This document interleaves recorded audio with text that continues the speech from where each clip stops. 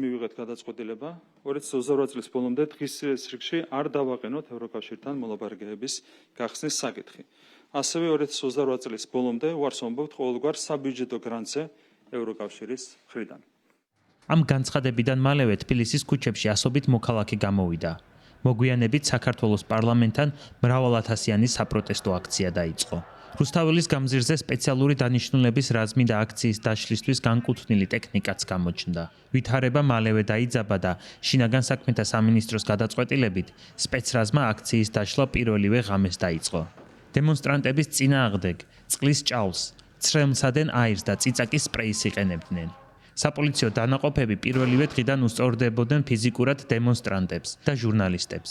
28 ნოემბრის ღამეს პირდაპირ ჩართვის დროს სპეცრაზმელებმა უმძიმესი დაზიანებები მიაყენეს ტელეკომპანია ფორმულას ჟურნალისტ გურამ როგავას. ონლაინ გამოცემა პუბლიკის ჟურნალისტი ალექსანდრე ქეშელაშვილი კი პროფესიული მოვალეობის შესრულებისას ჯერ დააკავეს, შემდეგ კი სასტიკად სცემეს. ამ საქმეებზე ამ დრომდე არც ერთი სამართალდამცველის პასუხისმგებლობის საკითხი არ დამდგარა. დემონსტრანტებსა და ჟურნალისტებს სამართალდამცველების გარდა დღემდე დაუდგენელი ნიღბიანი პირები ესხმოდნენ თავს.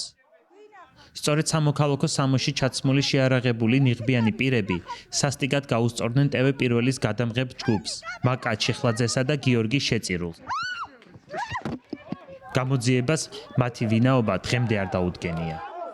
გამოქვეყნდა ადგილობრივი და საერთაშორისო უფლებადაცვითი ორგანიზაციების მწვავე ანგარიშები, სადაც სამართალდამცველების მხრიდან ძალის გადამეტების ასობით საქმეა აღწერილი.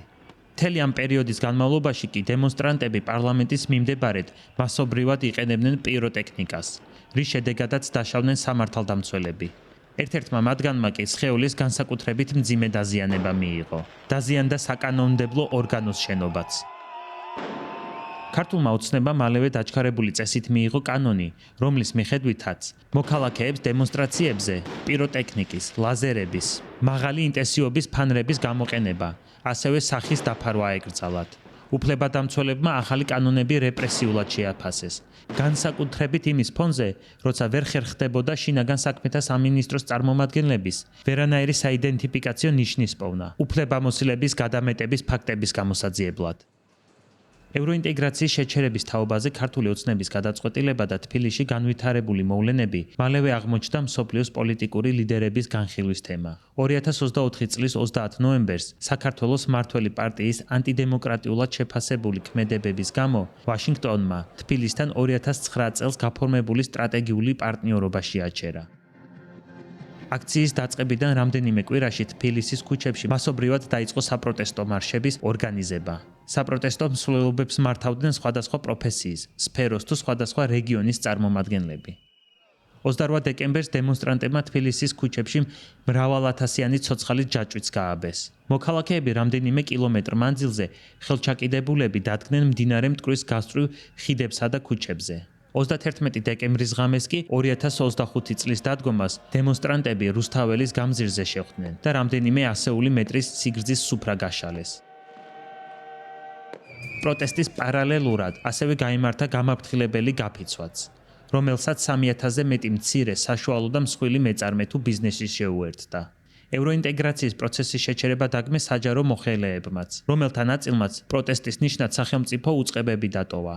თანამდებობის დატოვებით პროტესტს შეუერთდა უცხო სახელმწიფოებში მოქმედ დიპლომატთა ნაწილიც. ასობით საჯარო მოხელემ კი ღია განცხადებაზე მოაწერა ხელი.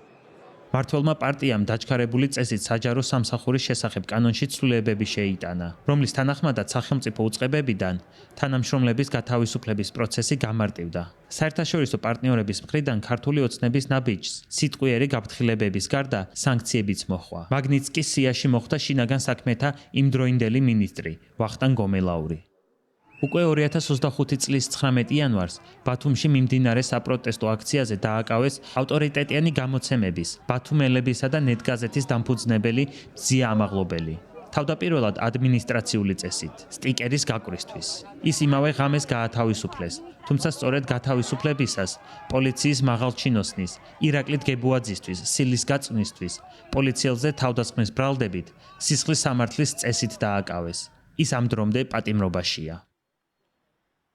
ასევე ამ დრომდე პატიმრობაში არიან ევროინტეგრაციის მხარდამჭერ აქციაზე სისხლის სამართლის წესით დაკავებული დემონსტრანტები, რომელთა უფლებადამცველებიც მათ საქმეებს პოლიტიკურად მოტივირებულს უწოდებენ. ქართულმა ოცნებამ დაჩქარებული წესით მიიღო კანონპროექტი, რომლის თანახმადაც შეიცვალა საპროტესტო დემონსტრაციებისთვის კანონით დადგენილი წესების დარღვევებისთვის სასჯელის ზომა. რიგ შემთხვევებში ამ წესების დარღვევა სისხლის სამართლის წესითაც გახდა დასჯადი. ასევე გაიზარდა ჯარიმებიც 500-დან 5000 ლარამდე. ამ პერიოდში ასევე გაუქმდა სპეციალური საგამოძიებო სამსახური, რომელსაც აქციის მონაწილეებისა და მედიის წინააღმდეგ სამართალდამცველების მიერ ჩადენილი დანაშაულები და უფლებამოსილების გადამეტების ფაქტები უნდა გამოეძიებინა. ამ შემთხვევებზე ათობით ჟურნალისტსა და დემონსტრანტს ოფიციალურად აქვს მინიჭებული დაზარალებული სტატუსი. მასშტაბური საპროტესტო აქციების დაწყებიდან 1 წლის შემდეგ მოსახლეობის ნაწილი ქუჩაში უწყვეტად უცვლელი მოთხოვნებით კვლავ გამოდის. გათავისუფლდნენ დემონსტრაციებისას დაკავებული პირები, დაინიშნოს ხელახალი არჩევნები და დაუყოვნებლივ დაუბრუნდეს ქვეყანა ევროინტეგრაციის გზას.